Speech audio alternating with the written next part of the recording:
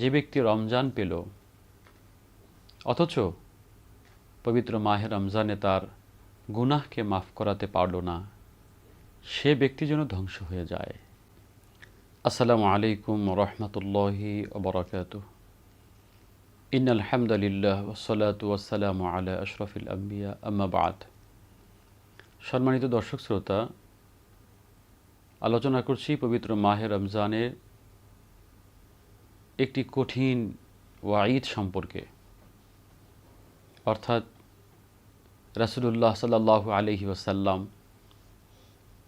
একদিন মসজিদের মিম্বরে প্রথম সিঁড়িতে পা রাখলেন, বললেন আমিন। দ্বিতীয় সিঁড়িতে পা রাখলেন, বললেন আমিন। তৃতীয় সিঁড়িতে পা রাখলেন, বললেন আমিন। সাহাবায়ে কেরাম পরবর্তী আমলের জিজ্ঞেস করলেন, ইয়া রাসূলুল্লাহ, আপনাকে তো কখনো আমরা এভাবে আমল করতে দেখিনি। আপনি সিঁড়িতে পা রাখলেন আর আমিন বললেন। আল্লাহর হাবিব সাল্লাল্লাহু আলাইহি ওয়াসাল্লাম বললেন, আমি যখন প্রথম সিঁড়িতে পা রাখি তখন জিবরাইল আমিন আমার কাছে এসে বললেন, ইয়া রাসূলুল্লাহ, যে ব্যক্তি রমজান পেল অথচ পবিত্র মাহে রমজানে তার গুনাহকে মাফ করাতে পারল না, সে ব্যক্তি যেন ধ্বংস হয়ে যায়। আল্লাহ রাসূল বললেন, আমি বলছি আমিন।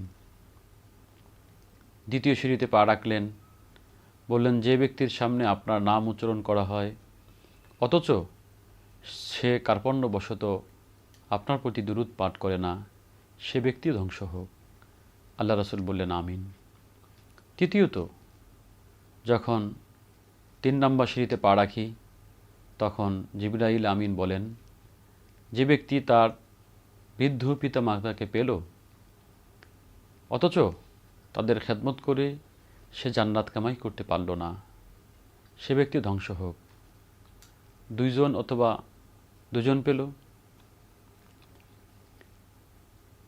তৃতীয় সিঁড়িতে যখন পা রাখি তখন জিবরাইল আলাইহিস সালাতু ওয়াস সালাম আমাকে বললেন, ইয়া রাসূলুল্লাহ, যে ব্যক্তি তার বৃদ্ধ পিতামাতা 2 জন অথবা 1 জনকে পেল অথচ তাদের খেদমত করে সে জান্নাত কামাই করতে পারল না, সে ধ্বংস হোক। আল্লাহ রসুল বললেন, আমি বলছি আমিন। এই যে আল্লাহ রসুলের এই আমল আল্লাহ তাআলা স্বয়ং জিবরাইল আলাইহিস সালামকে পাঠিয়েছেন। জিবরাইল আলাইহিস সালাম বদদুআ করেছেন, আল্লাহ রসুল সাল্লাল্লাহু আলাইহি ওয়াসাল্লাম এই বদদুআর জন্য আমিন বলেছেন, অর্থাৎ তিনি সুপারিশ করেছেন।